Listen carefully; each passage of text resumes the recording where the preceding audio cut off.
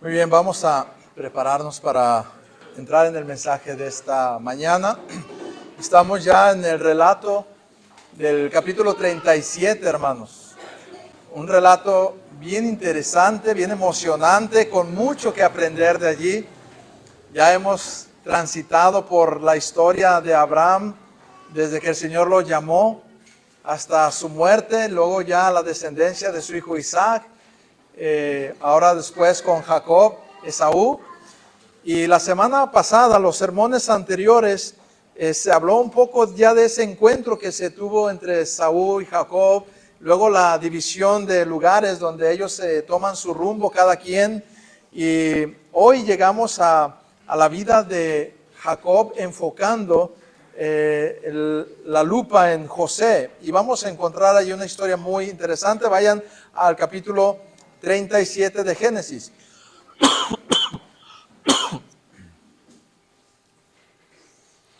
Si lo tienen ahí, mantengan su Biblia abierta en esa porción. Les invito a que estén de pie conmigo para tener una oración.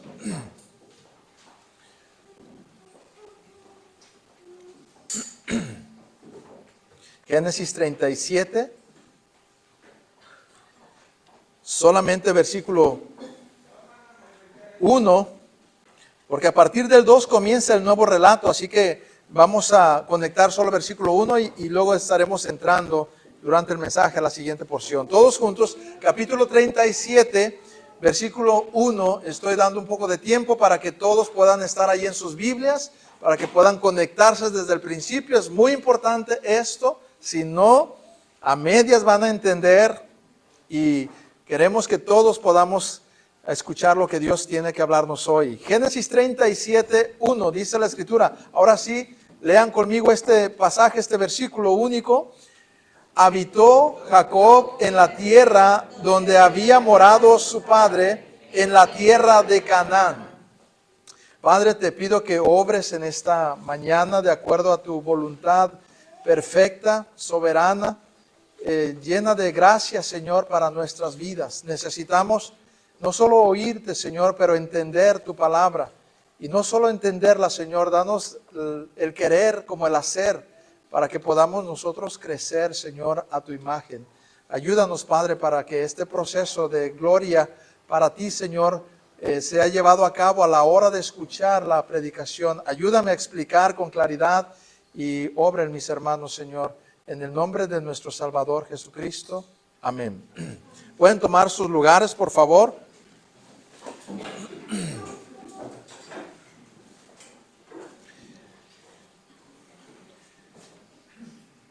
Todos han leído esta historia, hermanos, y la vamos a leer en su momento que entremos al mensaje ya directamente, pero es la historia donde los hermanos de José le venden.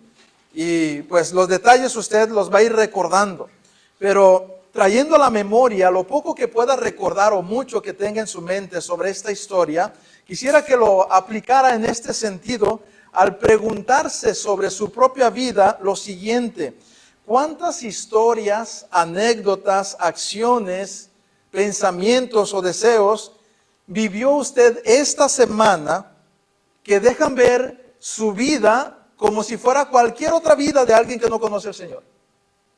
¿En cuántas formas en esta semana nada más que está transcurriendo usted puede reflexionar sobre cosas, pensamientos, acciones que describen su vida en la misma forma en que lo hace un incrédulo?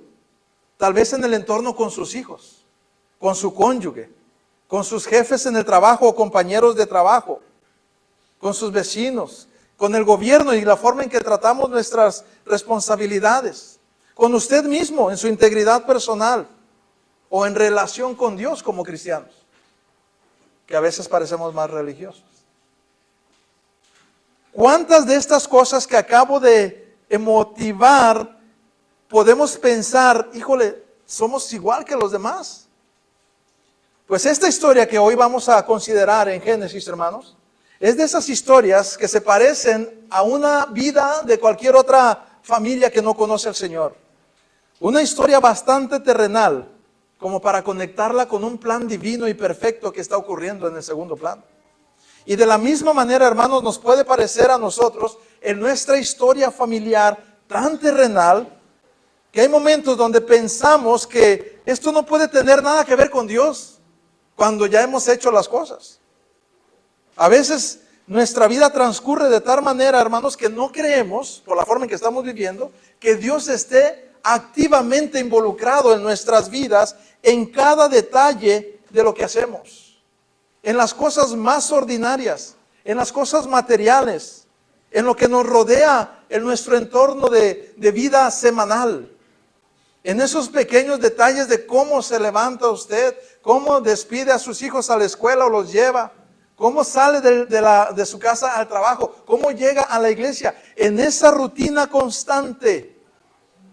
A veces no hay diferencia entre una familia cristiana y otra que lo es, que no lo es. Y quiero que en esta mañana, hermanos, podamos pensar respecto a nuestra realidad de la vida como hijos de Dios. Una verdad que a veces no vivimos, o por lo menos que olvidamos con mucha frecuencia. Porque Dios es soberano todo el tiempo, tú debes confiar en Él cada momento.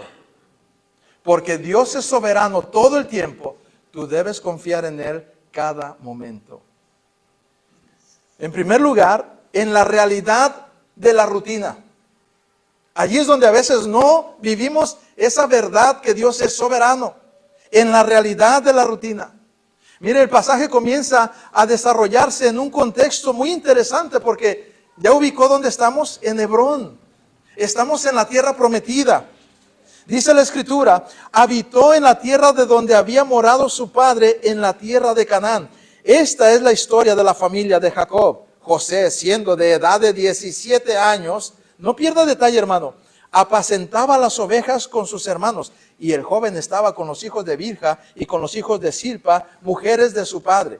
E informaba José a su padre la mala fama de ellos. Y amaba Israel a José más que a todos sus hijos, porque lo había tenido en su vejez. Y le hizo una túnica de diversos colores. Y viendo sus hermanos que su padre lo amaba más que a todos sus hermanos, le aborrecían y no podían hablarle pacíficamente. Mire, en esta introducción de esta primera escena, están en Hebrón, en la tierra de Canaán. Esta es la promesa de Dios. Están viviéndola sin valorarla, sin entenderla. Y hermanos, es que llega a ser tan rutinaria nuestra vida que nos olvidamos que estamos en una promesa de Dios, que la iglesia existe porque es la promesa de Dios, que Dios la ha diseñado tal cual nosotros la podemos disfrutar. Pero en ese entorno de vivir diariamente en o sobre la promesa de Dios, comenzamos a tener una especie de rutina, de frialdad, de indiferencia, de religiosidad. Algo completamente en automático que pierde su enfoque espiritual. ¿Se fija cómo algunos de ustedes llegaron hoy aquí en la mañana? Casi en automático. Así como que de repente, ay, aquí estoy en la iglesia, ya están los hermanos aquí. Y empezamos a correr el cassette, para los que son de mi generación, ¿verdad? Que es un cassette, dice. La cinta si quieres, está igual. Empezamos a ponerle en automático, nos sentamos, se acaban 2, 3 himnos, no sabemos ni en lo que cantamos. Y por mencionar un detalle cotidiano muy común, pero así mismo en la forma de resolver problemas. Ahora, ante cada problema que va a enfrentar, consultamos al Señor. Pedimos el consejo, vamos a su palabra. Todas estas cosas a veces no las hacemos. Lejos, ¿sabe qué se refleja en la casa? Lo que acabamos de leer hace un momento. ¿Les suena familiar esa situación que acabamos de describir? ¿No es cierto que estas cosas nos resultan ser más comunes de lo que quisiéramos aceptar? Esas situaciones de conflictos entre los hermanos, esa falta de comunicación entre los padres con los hijos, esas rencillas que se dan, esas envidias que se despiertan, esos celos que se propagan dentro del seno del hogar de una familia cristiana. Niños, adolescentes, jóvenes, peleando todo el tiempo, provocándose a celos, presumiendo sus cosas unos con otros. El papá y la mamá sentados ahí, tratando de ver la serie, tratando de descansar, tratando de terminar la comida. mientras se dan los brotes constantes de rencillas, resentimientos, celos, envidias. Padres teniendo favoritismos con algunos de sus hijos, descuidando tiempos de calidad y de equilibrio de amor incondicional que debieran tener para cada uno. Asuntos familiares no resueltos, que dejamos pasar para más adelante, para tratar después, y nunca terminamos cerrando aquel asunto. Ahora sí le suena más familiar. Hermanos, esa es la rutina en la que con frecuencia caemos.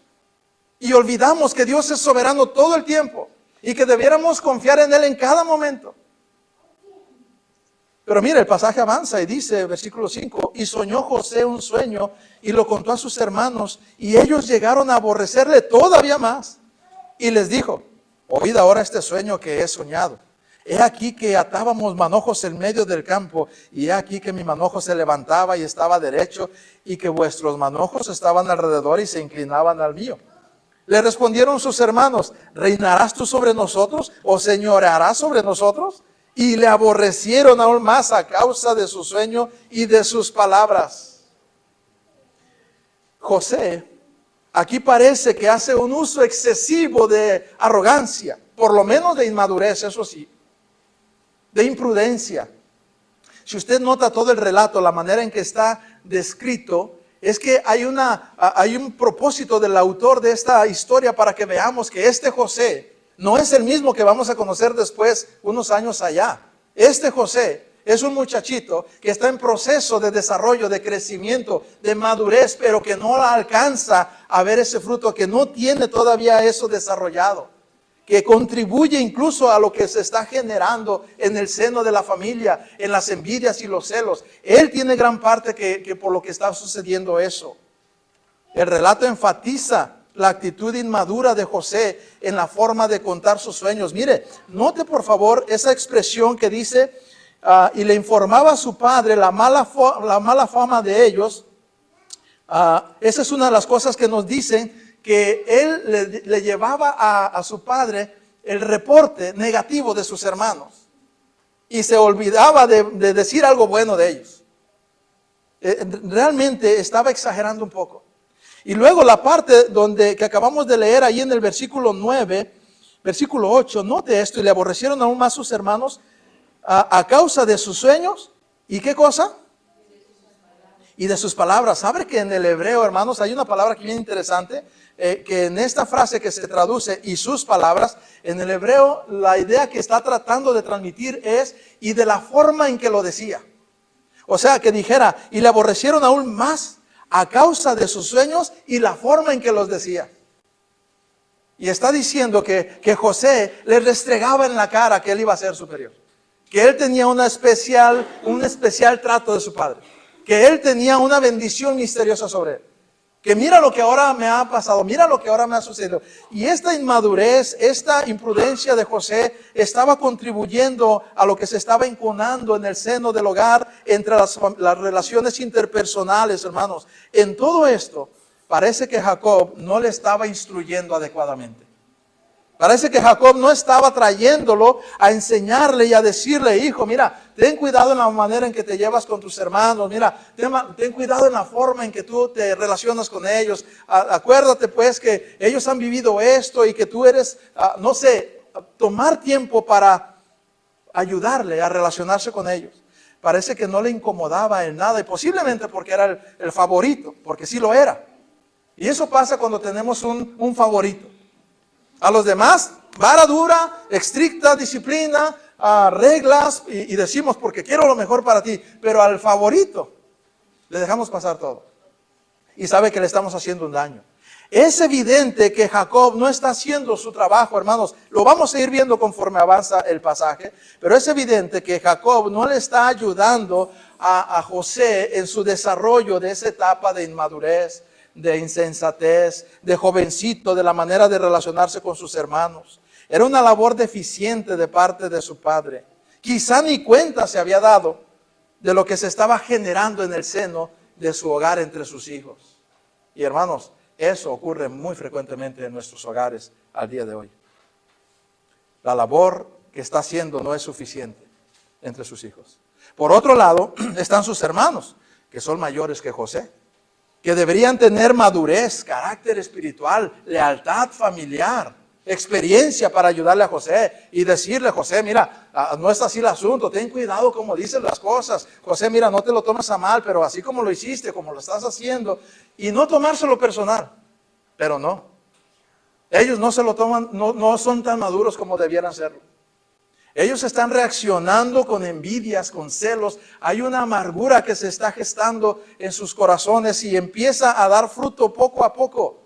Y Jacob no se da cuenta de esta terrible tragedia que está a punto de ocurrir, porque no está haciendo su trabajo. Y los muchachos que son responsables delante de Dios, porque ellos sabían un poco más a conciencia que José de lo que Dios había hecho con Jacob, de las promesas de Dios, del plan de Dios, pero han dejado que sus cosas personales tomen lugar y no han reaccionado maduramente. Eso ocurre con mucha frecuencia entre los muchachos, entre nuestros adolescentes, entre nuestros hijos. Y muchachos, jóvenes que me están escuchando, no es culpa solamente de los padres. No pueden descansar en la responsabilidad de ellos. Si tú conoces la palabra, si te han dicho la instrucción, si sabes por qué vienes a la iglesia, tú vas a darle cuentas a Dios de cómo instruyes a tus hermanos menores, cómo les ayudas, cómo recibes aquellas diferencias que tienen con el conocimiento que Dios te ha dado. Dios te va a llamar a cuentas un día. El relato nos dice que así fue. La historia, cuando concluye, nos deja ver que Dios finalmente trajo a cuentas con cada uno de los que tienen parte en esta historia, con José mismo, con sus hermanos, con su padre, porque todos somos responsables delante de Él en las cosas más cotidianas y rutinarias de la vida, a las que a veces no le hacemos tanto caso, de las que a veces nos descuidamos con tanta frecuencia.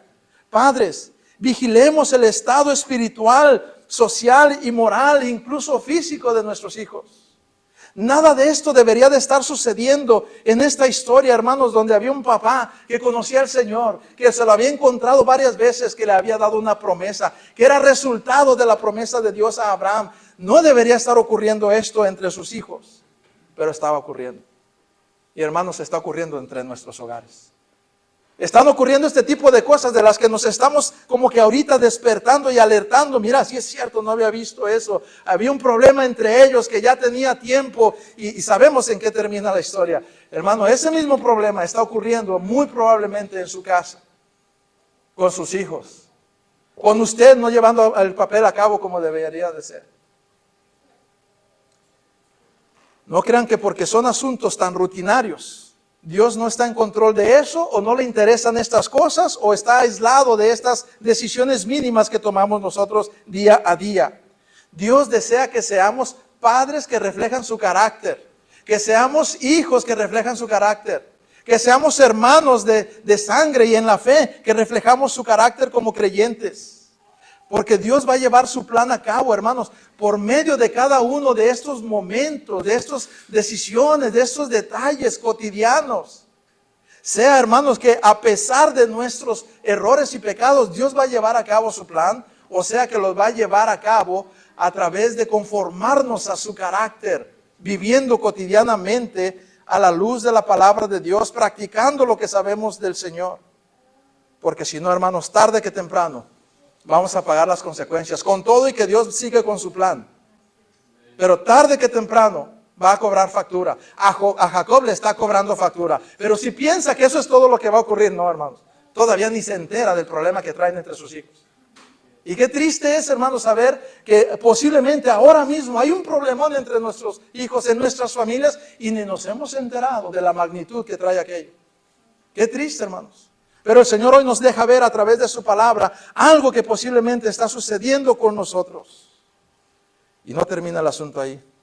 Versículo 9. Soñó aún otro sueño y lo contó a sus hermanos diciendo: he aquí que he soñado otro sueño, y he aquí que el sol y la luna y 11 estrellas se inclinaban hacia mí. Y lo contó a su padre y a sus hermanos. Y su padre lo reprendió y le dijo: ¿qué sueño es este que soñaste? ¿Acaso vendremos yo y tu madre y tus hermanos a postrarnos en tierra ante ti? Y sus hermanos le tenían envidia, mas su padre meditaba en eso.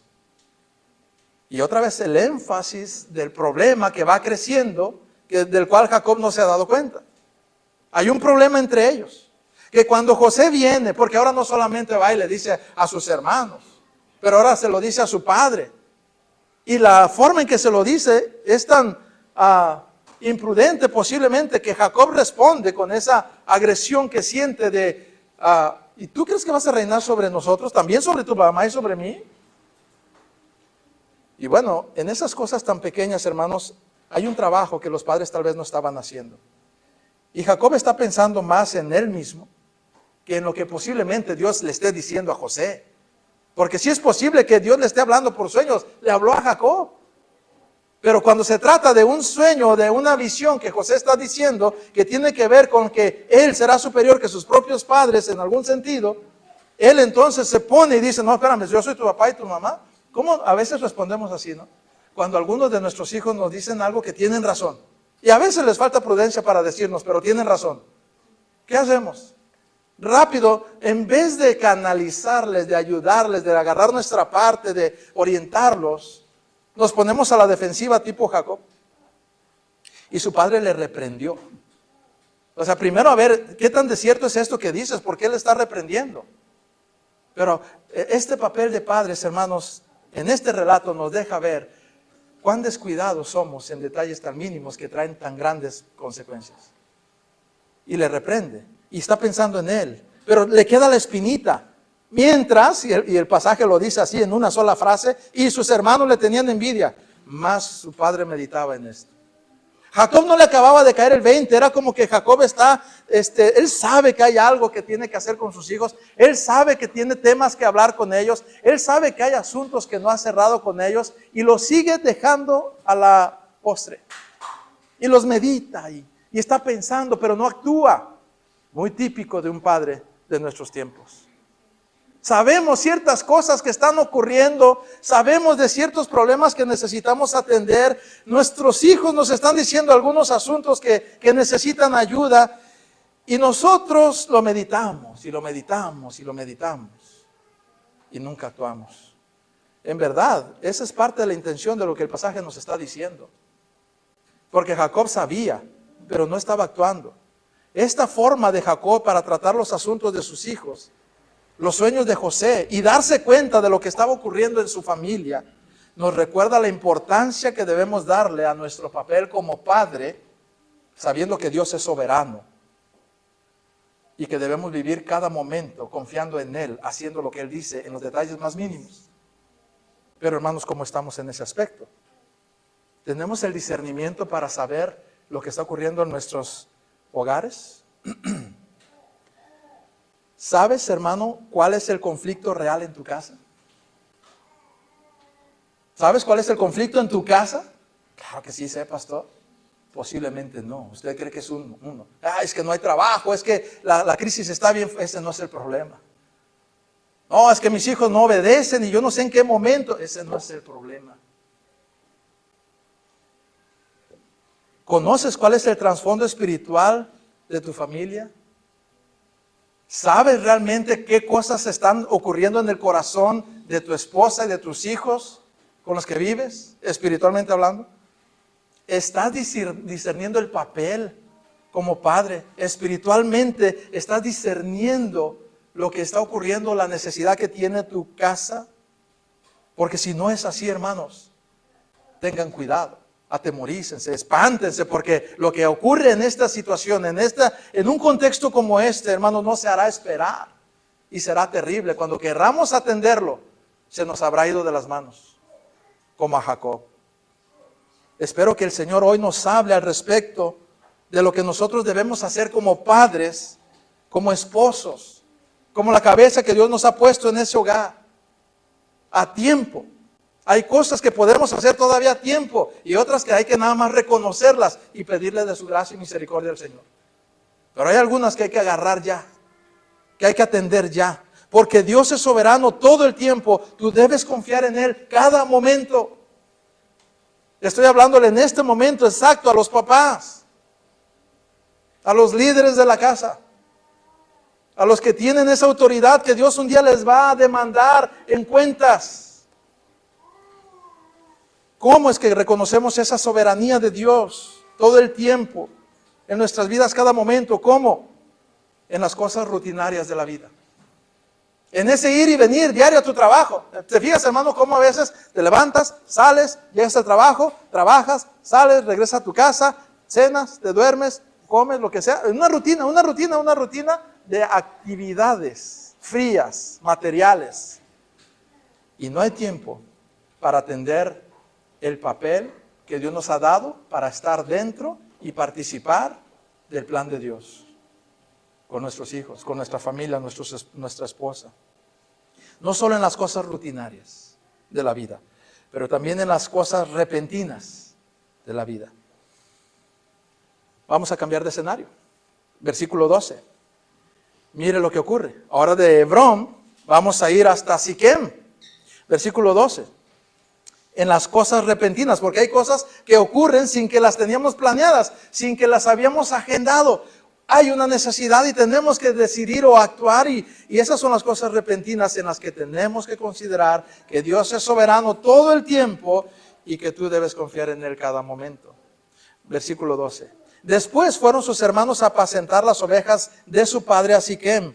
Y dijo Israel a José, tus hermanos apacientan las ovejas en Siquem, ven y te enviaré a ellos. Y él respondió, heme aquí. E Israel le dijo, ve ahora, mira cómo están tus hermanos y cómo están las ovejas y tráeme la respuesta. Y le envió del valle de Hebrón y llegó a Siquem. Y lo halló un hombre andando él errante por el campo y le preguntó a aquel hombre diciendo, ¿qué buscas? José respondió, busco a mis hermanos. Te ruego que me muestres dónde están apacentando. Aunque el hombre respondió, ya se han ido de aquí y yo les he oído decir, vamos a Dotán. Entonces José fue tras de sus hermanos y los halló en Dotán. Aquí encontramos elementos, hermanos, que al parecer están fuera de lo común en la rutina o en las actividades de Jacob y de los hijos de Jacob en un plan familiar. No era el lugar exactamente donde acostumbraban a pastorear o a cuidar a sus ganados. De alguna manera Jacob se da cuenta que están en aquel lugar, en aquel valle, y se empieza a preocupar. Se empieza a preocupar y empieza a ver qué hago.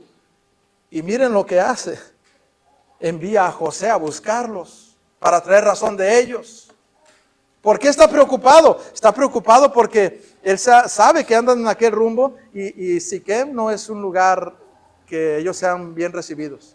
¿Se acuerdan lo que pasó en Siquem, verdad? En mensajes anteriores. Fue allí donde violaron a su hermana, Dina, y ellos la vengaron, por cierto, de una forma que no era la correcta. No dieron lugar a Dios. Y Jacob les había dicho, ustedes me han hecho aborrecible a este lugar y abominable a estos hombres. ¿Por qué hicieron eso? O sea, les dijo, no, ni se acerquen para acá. ¿Y dónde andan ahora? Allá andan. ¿Les suena familiar eso, hermanos? Como nuestros hijos, nuestros muchachos, a veces están en el peligro, donde saben que no deben andar, pero en parte están allá porque hemos dejado que lleguen hasta allá. Porque no hemos trabajado con ellos para hacerles saber la seriedad del peligro. Y bueno, ahora están allá. Y tal no sabe Jacob del problema real que hay detrás de su casa, de su familia, que envía a José para que vea cómo están sus hermanos y Jacob esté tranquilo. No sabe lo que va a ocurrir, porque no tiene idea de lo que está pasando detrás. Y hay una palabra aquí muy interesante cuando, ¿se acuerdan? Creo que ya leímos, donde dice que los hijos de Jacob, sus hermanos, no le podían hablar pacíficamente, dice, y no podían hablarle pacíficamente, versículo 4, la última parte. Esa palabra, y no podían hablarle pacíficamente, está traducida en una sola palabra la frase, y no podían hablarle shalom.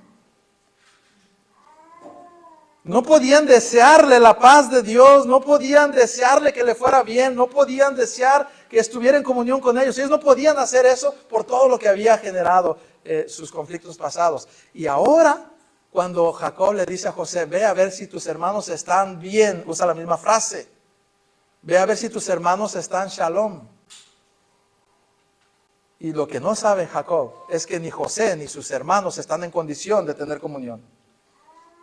Y los envía prácticamente, pensando en sí mismo, a arreglar un problema que en verdad Jacob no ha atendido.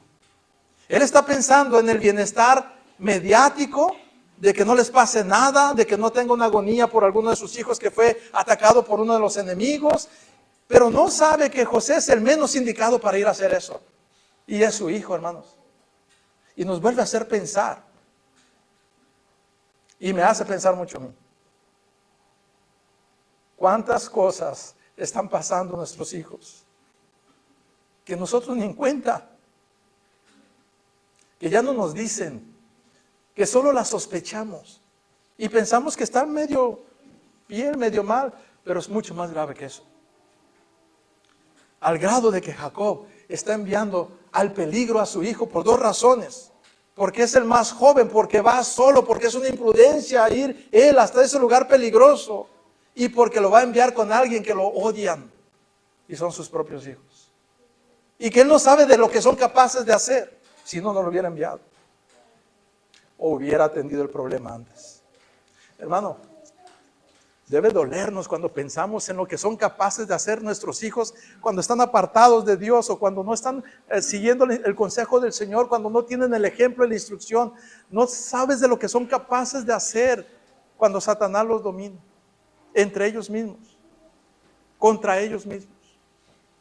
Y necesitamos, hermanos, reaccionar, despertar en este relato que el Señor nos está dejando ver de cómo el Señor está en un plan perfecto del cual pudiéramos nosotros disfrutar a plenitud y gozarnos en ese plan.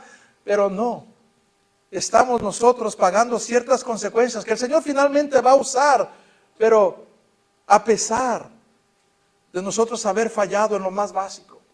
Un relato como este de verdad es increíble al estarlo leyendo y estremecedor porque sabemos lo que le espera a José y Jacob no se da cuenta. Hay veces que algunos quisiera decirles, algunos papás quisiera decirles, hermano, ¿no te das cuenta? ¿Cómo no puedes ver lo que está pasando en tu casa? Y tal vez algunos hermanos me tendrían que decir a mí eso. Pero ¿sabe quién nos lo está diciendo hoy? El Señor. El Señor. José está expuesto al peligro por una imprudencia de falta de discernimiento de Jacob. Esta escena que parece ahí como que incidental de que se encontró un hombre extraño, ¿sabe por qué está ahí? Porque quien conoce el contexto de este pasaje, de esta historia, sabe que al escuchar se encontró un hombre extraño, el menor de los hijos de Jacob, solo, en la tierra de los de Siquem. Inmediatamente entiende que está en peligro y que no debió haber pasado eso. Y Jacob ni en cuenta. Por la gracia de Dios el Señor lo guarda ahí porque su plan es otro. Pero Jacob lo ha expuesto. Y allí estaba un hombre que bien pudo haberlo secuestrado, matado y vengarse. Porque iba solo este muchacho. ¿Cuántas veces, hermanos, tomamos decisiones de esa naturaleza? Que no es confianza en Dios, es egoísmo propio. Por otro lado, claro que debemos confiar en Dios. Y cuando confiamos en Dios, hermanos, la forma de tomar decisiones es diferente. Sí tienen que salir al peligro nuestros hijos, pero van en la confianza de que nosotros sabemos que hay un Dios soberano que los guarda. Van en la confianza de una decisión que tomamos y un consejo que les dimos basados en la soberanía de Dios. Creemos que Dios los va a guardar. Y si no los guarda como esperamos, confiamos todavía en ese Dios. Pero no era el caso de Jacob, por el desenlace que vemos cuando le pasa algo malo a su hijo. ¿Sabe cómo termina Jacob? Me adelantaré un poquito nada más, llegaremos ahí. Pero él termina golpeándose a sí mismo, latigándose a sí mismo, sufriendo a sí mismo, arrepentido de la decisión que tomó de haber mandado a su hijo solo, sin darse cuenta. Él todavía ni siquiera sabe que fueron sus hermanos, pero él sabe que era un peligro haberlo mandado solo, por lo menos, y no quiere ni que lo consuelen. Así termina el relato. No quiere que ni lo consuelen. ¿Sabe qué está diciendo cuando venían a darle palabra? No quiero oír nada, ya lo sé todo, me equivoqué y merezco sufrir. Eso, hermanos, cuando no tomamos en cuenta que Dios es soberano y podemos confiar en Él si algo malo pasa, pero seamos conscientes que Dios está ahí y podemos confiar en Él, que Él lo puede cuidar si así lo quiere. Y entonces enviamos a nuestros muchachos a que salgan a la vida en la conciencia de que Dios es soberano, en la enseñanza a ellos de que Dios es soberano, en el descanso delante de Dios que Él es soberano. Eso es diferente. Me estaba acordando el otro día cómo en detalles como este que voy a contarles, quizá ustedes también se acordarán de su momento, cuando empezamos a dejar a nuestros hijos que ya anden en camión solos, ¿verdad? En una ciudad como la que vivimos. Nuestros tiempos eran muy diferentes, decimos, y lo que sea, pero a la hora de soltar a los nuestros, nos la pensamos. Híjole, que ya se vaya en camión Esdras de la escuela a la casa, y solo una avenida, hermanos, suben ahí Eloy Cavazos derechito, se bajan Horrera y ya está. Pero las primeras veces, uno está, híjole, ¿cómo? Y si, o sea, uno piensa muchas cosas como padre cuando se desconecta de la soberanía de Dios. Y si se lo llevan, y si lo secuestran, y si se choca el camión, y si se pierde, y si es bien distraído, y si se va en sentido contrario. Piensa uno muchas cosas que luego sí pasan, ¿verdad? Pero uno debe de confiar en el Señor aún en ellos. No podemos guardar a nuestros hijos en la burbuja siempre. Pero para cuando salgan, tenemos que estar bien seguros de en quién creemos y transmitirles a ellos eso. Recuerdo que la primera o la segunda vez que él se vino en camión, salió temprano de la escuela. Yo salgo a las 2:30. Ese día creo que salió entre 10 y 11 de la mañana. Y me dijo, ya me quiero ir. Y él traía el entusiasmo de venirse en camión solo. Y yo, sí, no, ya es hora que te vayas en camión. Dijo, está bien, pero yo estaba como que, híjole, no te quieres esperar. Yo te llevo. Cuando no haya quien te lleve, está bien. No, yo me voy, papi, yo me voy. Ándale, pues. Y se fue. Y le di todas las instrucciones del mundo, ¿verdad? Te paras ahí, tomas el camión tal, te bajas allá, así, así. Cuando llegues me hablas, por favor. Y se fue. Yo me quedé preocupado. Y entré a una consejería. Se me fue la hora rápido. Ay, cuando salí ya, no me ha hablado. Le voy a hablar. Hablo a la casa y no ha llegado. Y no le digo nada a mi esposa. No la quiero espantar. Y empieza a entrar un temor, hermanos. Empieza a entrar un temor. No, pero es muy poco tiempo, es una hora. ¿Qué habrá pasado? Y la mente empieza. Pues el camión a lo mejor tardó mucho. Y pues ahorita, y entra otra consejería, me tardo otra hora. Se me olvida mientras estoy en consejería. Salgo y viene la preocupación y vuelvo a hablar a la casa. Y no ha llegado. Ya me empiezo a espantar más. Y rápidamente yo, ¿qué pasó? No puede ser. O sea, ya 2 horas, una está bien, pero 2 horas. Si hubiera regresado, empiezo a ver todas las posibilidades que hay. Y me empiezo a preocupar y empiezo ya le digo, ya llega la hora de salida y vienen los demás, Abner y Esdras y Dara. Abner y Dara. Y le digo, ¿saben qué? Vámonos antes. Me salimos unos minutos, una media hora antes, porque no ha llegado. Y le hablo ya a mi esposa, ahora sí le digo, oye, no ha llegado Esdras. Dice, no. Y hermanos, ahí se siente bien feo. Mis posibilidades, todas las que yo tenía, las opciones, ya no podía hacer. Incluso ya me había dado la vuelta en el carro hasta la mitad del recorrido y no lo había visto. Entonces en mi mente ya había pasado algo. Y no me había hablado, no lo podía contactar, nadie lo había visto. Y entonces, hermanos, la mente por unos minutos, no sé si fueron 2 o 3 minutos, yo me subo al carro, me subo con mis hijos y les digo, vámonos a la casa. Esperando, pónganse a orar, les digo, esperando que esté. Te imaginas 1000 cosas. Una agonía. Me acuerdo y se siente feo. Y por un instante, hermanos, vino la luz de ese conocimiento de la soberanía de Dios. Pero esa soberanía me estremeció más. Por un instante dije, Señor, si tengo que aparecer, estar en la lista de los padres que van a estar buscando a sus hijos y no encontrarlos, y así lo quieres, que así sea. Y en un instante yo sentí que iba a pasar esa lista. Así piensa uno, hermanos. Pero en ese momento dije, Señor, y te lo entrego, Señor.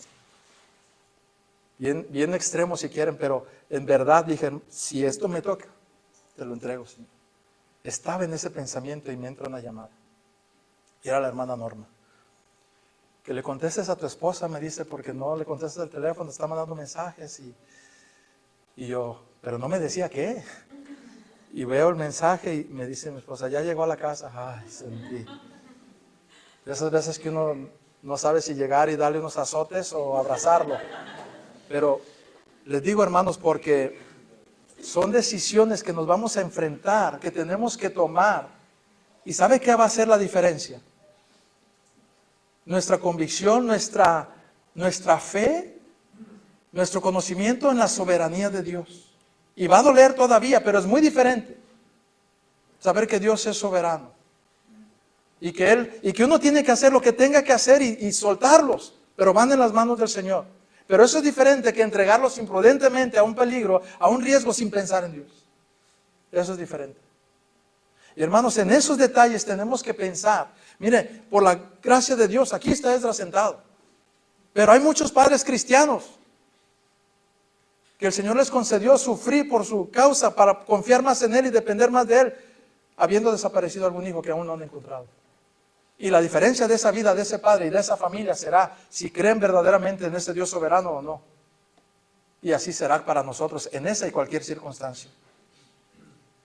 Y le pregunto, hermanos, ¿tiene usted el discernimiento? ¿Ha meditado en las verdades de Dios? ¿Es ejemplo para sus hijos de lo que es Dios soberano, sabio, amoroso, lleno de gracia, justo?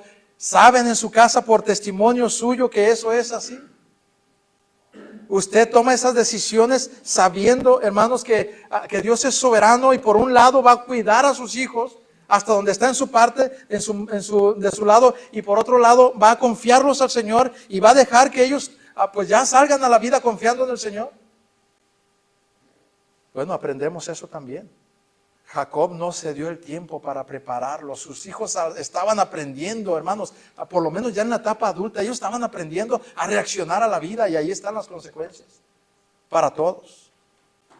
Porque Dios es soberano todo el tiempo. Tú debes confiar en Él en todo momento. No solamente en la rutina de la vida y no solamente en los momentos repentinos, pero ¿sabe también en cuándo? En los tiempos de ruptura, porque vendrán esos. En los tiempos de ruptura. Miren, cambiamos ahora de escenario, vamos a Dotán. Estábamos en Hebrón, en la rutina de la vida. Vamos a Siquem, las decisiones repentinas. Ahora llegamos a Dotán, donde a veces se ejecutan las consecuencias que no hemos arreglado. Donde viene el resultado de lo que no hemos tratado. Donde se rompe la cuerda de la parte más débil. Y cuando hablo de rupturas de la vida, hermanos, hablo de cuando hay algunos en la familia o alguien muy cercano que producen un mal, un dolor, una injusticia, un ataque a la familia y se rompe la familia. Mire versículo 18, sígame por favor con su vista, estamos en el último punto. Cuando ellos le vieron de lejos, antes que llegara cerca de ellos, conspiraron contra él para matarle y dijeron el uno al otro, he aquí viene el soñador. Ahora pues venid y matémosle y echémosle en una cisterna y diremos, alguna mala bestia lo devoró y veremos qué será de sus sueños. Cuando Rubén oyó esto, lo libró de sus manos y dijo, no lo matemos. Y les dijo Rubén, no derraméis sangre, echadlo en esta cisterna que está en el desierto y no pongáis mano en él, por librarlo así de sus manos, para hacerlo volver a su padre. Sucedió pues que cuando llegó José a sus hermanos, ellos quitaron a José su túnica y la túnica de colores que tenía sobre sí, y le tomaron y le echaron en la cisterna, pero la cisterna estaba vacía, no había agua en ella. Y se sentaron a comer y alzando los ojos miraron, y he aquí una compañía de ismaelitas que venían de Galaad, y sus camellos traían aromas, bálsamos, mirra, e iban a llevarlo a Egipto. Entonces Judá dijo a sus hermanos, ¿qué provecho hay en que matemos a nuestro hermano y encubramos su muerte?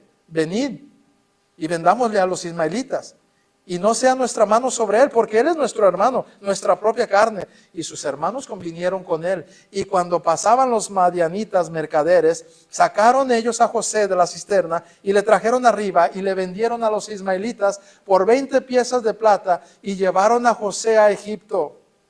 Después Rubén volvió a la cisterna y no halló a José dentro y rasgó sus vestidos y volvió a sus hermanos y dijo, el joven no aparece y yo, ¿a dónde iré? Entonces tomaron ellos la túnica de José y degollaron un cabrito de las cabras y tiñeron la túnica con sangre. Y enviaron la túnica de colores y la trajeron a su padre y dijeron, esto hemos hallado. Reconoce ahora si es la túnica de tu hijo o no. Y él la reconoció y dijo, la túnica de mi hijo es. Alguna mala bestia lo devoró. José ha sido despedazado. Entonces Jacob rasgó sus vestidos y puso cilicia sobre sus lomos y guardó luto por su hijo muchos días. Y se levantaron todos sus hijos y todas sus hijas para consolarle, mas él no quiso ser consolado y dijo, descenderé enlutado a mi hijo hasta el Seol. Y lo lloró su padre. Una escena larga y dolorosa. Pero después de todo, hermanos, no debería sorprendernos que ocurriera esto. Si tuviéramos que definir en una palabra toda esta escena, hermanos, sería con la palabra ruptura. ¿Se fija cómo se empieza a romper todo? La cuerda estaba muy tensa. Y esa tarde se rompió. Y se rompió el corazón de Rubén. Y se rompió el corazón de Jacob. Y se rompió la conciencia de ellos. Y se rompió la paz de la familia. Y se rompió la fe por un momento de Jacob. La vida familiar, espiritual, moral, había sido rota. Qué duro panorama. Pero no ocurre de la noche a la mañana.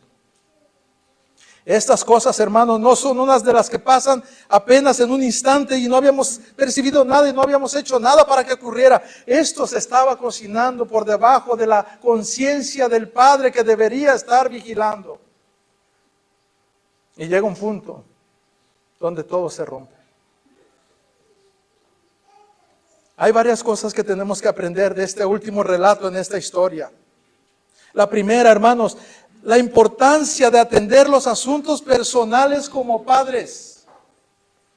Qué importante y urgente es atender esos asuntos personales que tienen que ver con mi papel de padre, de líder, de esposo. Y no dejarlo para mañana, después. Sí, yo sé que no andan bien, yo sé que traen lo suyo los muchachos, pero son jóvenes, ya habrá tiempo de hablar con ellos. No es para tanto lo que hago. ¿Qué tiene de malo? Y sabes, hermano, Dios te ha dicho más de una vez que tienes que arreglar algún asunto en tu casa y no lo has hecho. Y no lo he hecho tal vez. Job tenía varios pendientes que definitivamente no se aplicó. Y en esta etapa de su vida está cosechando sus frutos. La venganza de sus hijos por la tragedia de sus hermanos, de su hermana. Enconó resentimientos que no fueron tratados como debieran ser tratados. Y se extendieron entre ellos mismos, hasta su hermano menor. Te pregunto, hermano, ¿qué aspecto o qué tema personal de tu vida como padre, como esposo, no has atendido o has reprobado cuando el Señor te lo ha puesto? Lo vas a tener que volver a presentar. Este examen ya lo había tratado Dios con Jacob, lo había reprobado, porque no había atendido correctamente la reacción de sus hermanos contra la venganza de los que hicieron daño a su hermana, y ahora es contra su propio hermano. No había atendido eso. ¿Qué es en el caso tuyo, hermano? ¿Tu incredulidad? ¿Tu indisciplina espiritual? ¿Tu falta de dominio propio? ¿Tu testimonio público que los demás ven, especialmente tus hijos, tu esposa? Número 2. Primero, la importancia de atender tus asuntos personales como padre. Segundo, la importancia de atender los asuntos familiares. Hermanos, hay cosas que están esperándonos ahí. Hay cosas que están allí aguardando para que sean atendidas. ¿Y sabes por quién? Por ti, hermano, por mí. No por la hermana, no por los muchachos, ni por la familia de afuera, ni por la iglesia. Por ti. Ahí están porque son tus hijos. Es tu esposa. Es tu casa. Y ahí están, a la vista de todos. Y no los estamos atendiendo. Jacob tuvo que haberse esforzado antes para atender estas cosas y no dejarlas crecer. Y las dejó crecer y las dejó crecer. ¿Qué estás dejando crecer, hermano, en tu casa? ¿Cuál es ese examen familiar que ya has reprobado y necesitas presentar? ¿Es el tema de los devocionales? ¿Es el tema de tu oración familiar? ¿Es el tema de tu testimonio a la familia? ¿Es el tema de tu ejemplo, de tu piedad? ¿Es el tema de las prioridades con el trabajo? ¿Qué tema es? Pero sabes, quizá te lo han dicho. José se acercó con su padre y le dijo, mira papá, pasa esto y soñé esto. Y se enojó. ¿Cómo reaccionas tú? Tal vez te lo han dicho tus hijos, tal vez te lo ha dicho tu esposa, tal vez te lo ha dicho el pastor, tal vez te lo ha dicho este púlpito cada vez que vienes y te sientas a escuchar. Pero no lo has arreglado. Tienes que entender, hermano, que esta mañana el Señor no solamente está tratando de recordarnos algo que hizo Jacob y que no debió haber hecho, y aún así Dios es soberano, sino que aprendamos de ello y que usemos la soberanía de Dios a nuestro favor para tomarnos de ella y no pagar estas consecuencias. De cualquier forma el Señor hará su voluntad, pero a veces la hará en conformidad a nuestro carácter como hijos de Dios, y a veces a pesar de nuestros pecados y nuestros errores, por no seguir a Dios. Porque Dios es soberano todo el tiempo. Tú debes confiar en Él cada momento. ¿Y sabes cómo concluye esto? No solamente se confía en el Señor y en su soberanía, en lo rutinario de la vida, en las decisiones repentinas o en la ruptura de la vida. También, hermanos, hay algo que el Señor nos deja al final de este pasaje. Un solo versículo. ¿Y sabes qué es eso? La respuesta de Dios más allá de nuestros ojos. Él sigue obrando hasta donde nosotros no vemos. Mira lo que dice, lee conmigo el 36 para ir terminando. Todos el versículo 36 es la conclusión, la respuesta de Dios más allá de nuestros ojos. Eso tiene que ver completamente con su soberanía. 36 dice la Escritura, y los madianitas lo vendieron en Egipto a Potifar, oficial de Faraón, capitán de la guardia. Esto ya no lo vio Jacob, él no lo sabía. Por muchos años él no supo esto, ni sus hermanos que lo vendieron. No supieron en dónde llegó, en qué terminó, si llegó bien, si llegó mal. Pero saben, Dios estaba allí. En eso podemos confiar también. Miren, hermanos, aun cuando te has equivocado y te arrepientes y consideras que Dios es soberano, tus errores que ya no tienen reversa en tus manos, en las de Dios sí. Puedes confiar en Él y puedes decir, Señor, yo no sé en qué va a terminar mi hijo, pero tú sabes que reconozco que fallé y no puedo hacer más, Señor, y oras por él y descansas en Él. Yo no sé qué fue de esta situación, pero tú sabes qué está pasando y dónde está viviendo y qué está haciendo, y lo entregas al Señor. Debes saber, Jacob debiera saber que Dios es soberano, o sea que se lo comió una bestia del campo, o sea que se lo llevaron, o que no sabe qué pasó. Jacob debiera descansar en la soberanía de Dios, pero ¿sabes por qué no lo hace? Porque no tiene una buena relación con Dios en ese momento. Porque no está siendo el padre que Dios quiere que sea. No está confiando en esa soberanía de Dios. Esta última acción, que nadie la vio, pero estaba ocurriendo, es el plan que continúa de parte de Dios a pesar de nuestros pecados, nuestros errores. Descansar en su soberanía es una ventaja que no todos tienen, pero que está al alcance de todos los cristianos. Debemos confiar en la soberanía de Dios, en la realidad de la rutina, en las cosas repentinas, en la ruptura de la vida, y más allá de lo que nuestros ojos pueden ver. Pero tenemos que volver al Señor y decirle, Señor, tú eres soberano. Tú sabes lo que haces. Tú conoces todo. Quiero confiar en ello.